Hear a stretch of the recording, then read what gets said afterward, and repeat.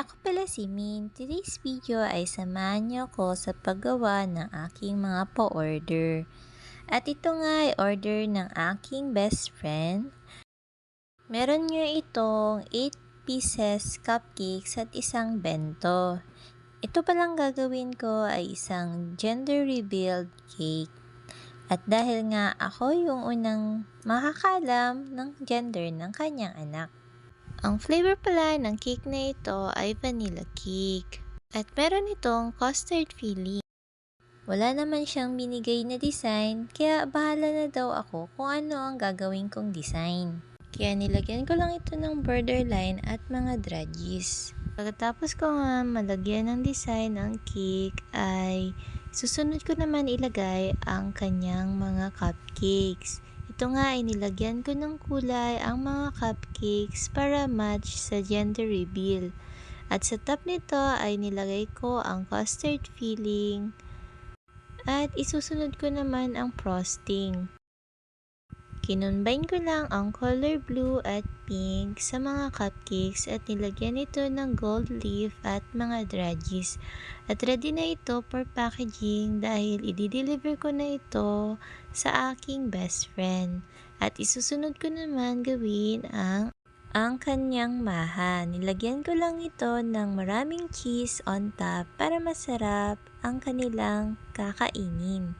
Pagkatapos ko nga ay dineliver ko na ito sa kanilang bahay. At sabi niya nga ay maghintay na ako dahil kumain na daw ako rito. Ito na nga ang aking best friend at inaayos niya na ang mga handa para sa kanyang gender reveal. Meron siyang ditong spaghetti, pansit, maha, cake, at marami pang iba. At ito nga ay niready niya na ang kanyang picture para sa kanyang ultrasound. At ito nga ang best friend ko ay napaka-sexy at hindi mo halatang buntis. Napaka-happy ko nga at dahil sa panibagong blessing na naman na binigay ni God sa kanya. Dahil sa kanyang mabuting puso na mapagmahal na kaibigan at pamilya. At ngayon nga ay binigay niya ng mga cupcakes para malaman na kung ano ang gender ng kanyang anak. At dito nga ay makikita mo na napaka-excited nga ng kanyang pamilya malaman ang gender ng kanyang baby. Makikita mo sa kanilang mga mukha na masaya talaga sila at excited. Ito nga ay isa-isa na nilang kinagat ang cake at para malaman kung ano ba ang gender ng kanyang baby.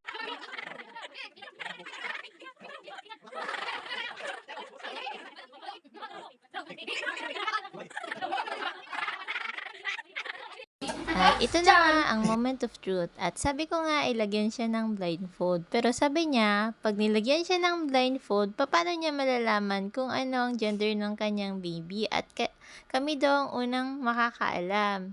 Excited din siya malaman kung anong gender ng kanyang baby ay... At before nga hatiin ng cake ay inalis niya na ang blindfold para alam niya rin kung ano ang gender. At ang gender nga ng kanyang baby ay it's a boy. At makikita mo talaga sa mukha niyang napakasaya niya dahil gusto niya talaga ang baby boy. At yun lang po. At thank you for watching. Paki-like and share na rin. Thank you!